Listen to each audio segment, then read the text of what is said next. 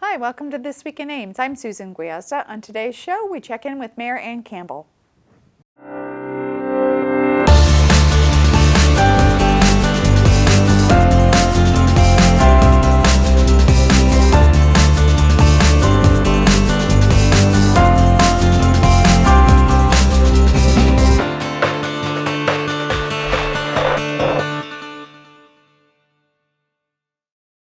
My guest today is Mayor Ann Campbell. Mayor, welcome to the show. Thank you very much. I'm glad to be here. Well, we're talking today about a topic that I know you really appreciate. It's all the volunteers that work to staff the numerous boards and commissions that help advise the Ames City Council. Well, that's true, and this is always a very important time of year when we put out a plea to citizens to volunteer for those boards and commissions. We have 18 of them.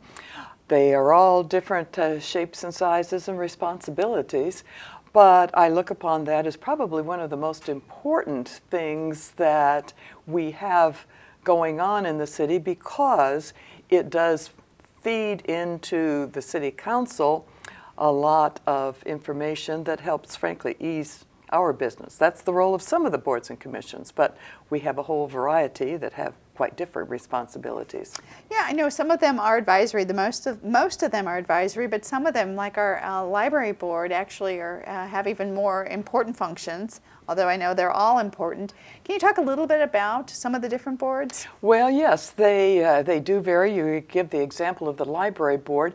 That is one that has directive from state law and how it operates. So in fact, it is the library board that is, even though the library gets the budget from the city, nonetheless, for example, hiring of a city or a library director is something that is done not by our city manager, as it's with the case in every other board or every other department head, but that's done by the library board itself. So while they're very connected with the city, still there's an interesting degree of independence.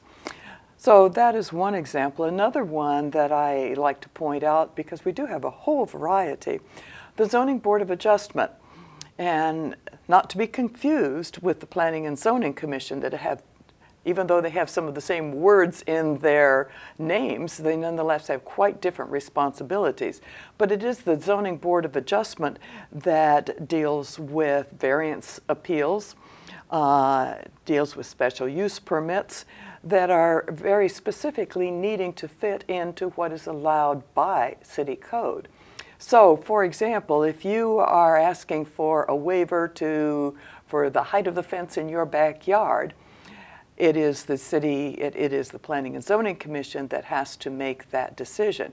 However, point being that if you are unhappy with that decision, this is not an appeal to the City Council. It goes directly to court.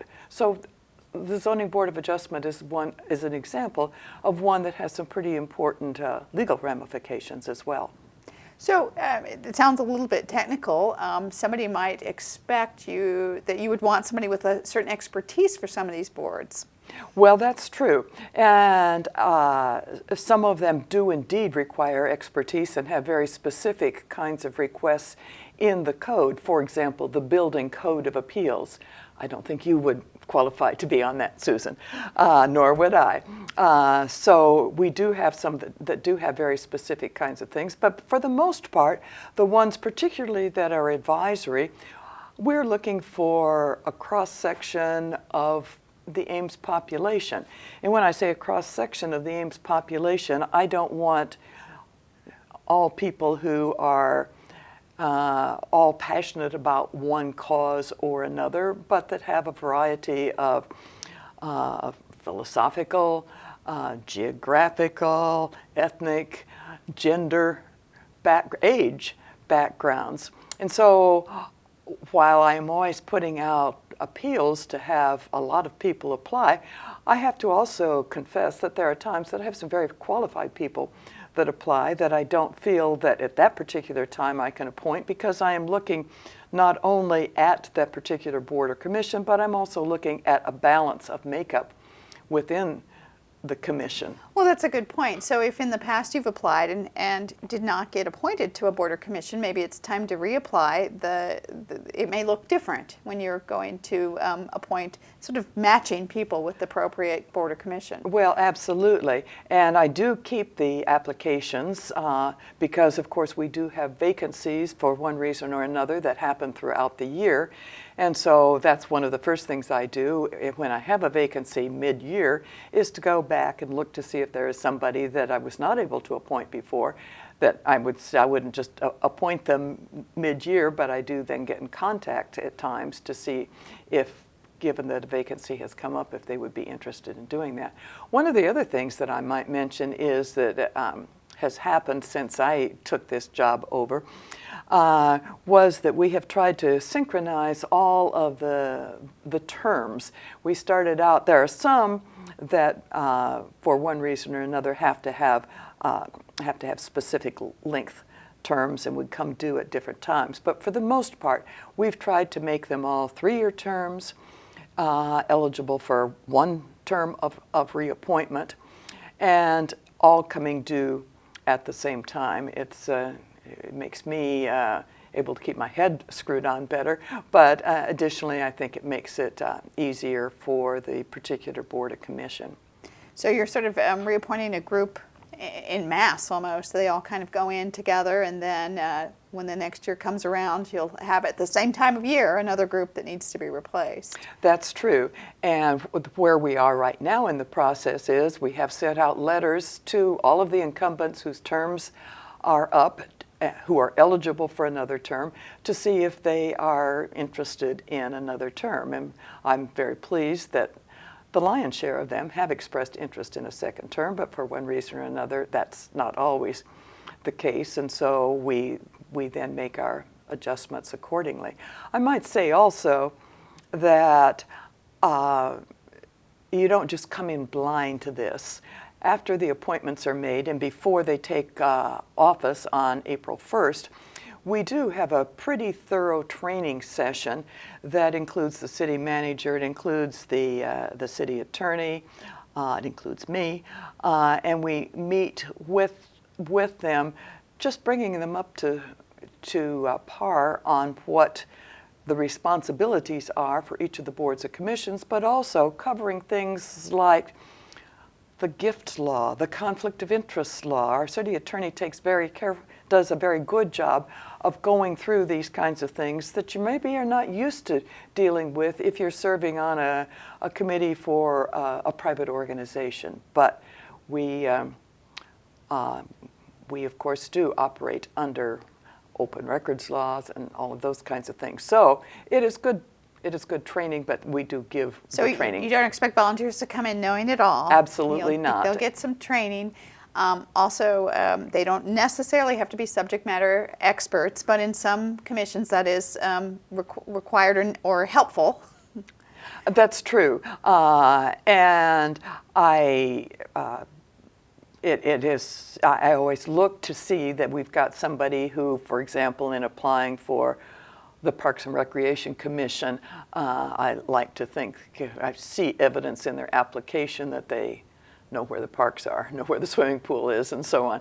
So because we do have people that have particular areas of expertise. That being said, I also frankly am sensitive to not trying to make appointments for somebody that comes with just a particular vested interest. So obviously, it's a fairly subjective job. It's one that I always find extremely challenging. I am always also very happy if there are people that apply that I don't know who would like to get in touch with me ahead of time to discuss their interest. I find this very helpful.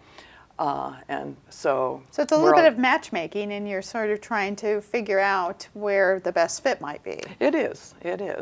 And we, as you know, we circulate information in a variety of locations. You do it How do you do it, Susan? Well, we certainly get information out through our social media, through our city-side newsletter, through Channel 12, and we direct people to the website to apply. It's been made very convenient to apply online for those boards and commissions openings, and you can do that through the city clerk's homepage on our website at cityofames.org. Only one factor that everybody who applies, actually two, they must be 18 years old and they must be an Ames resident. That's true. We do occasionally have people that participate in Ames activities but live outside the city limits, and to them I have to say, I'm sorry, you need to be a city taxpayer, understandably. And you have had those times where somebody moves outside the city limits where then they are no longer eligible to serve. So that's true. So that is one of the reasons that you get those openings during the year. Well, it sounds like a great opportunity for somebody who wants to volunteer their time and learn more about the city. They certainly do learn more. Well, they certainly do, and I must say, I can give examples throughout the time that I've been involved in city government where this has been a get your feet wet stepping stone for later running for city council. I think it's a good avenue to test the waters, if you will, and see if it's something that you're comfortable with, you like, and that you feel you can make a contribution to. Well, there isn't a better sales pitch than that I can think of. Well, Mayor, thank you for stopping by. Thank you. We look forward to seeing the applications coming in soon. Again, if you'd like more information about how to apply for a board or commission, don't forget that application is available on our website. Go to cityofames.org, look under the tab for the City Clerk's Department, and you'll find information on all 18 boards and commissions as well as an online application. Well, that's our show for today. Thanks for watching, and tune in next week for This Week in Ames.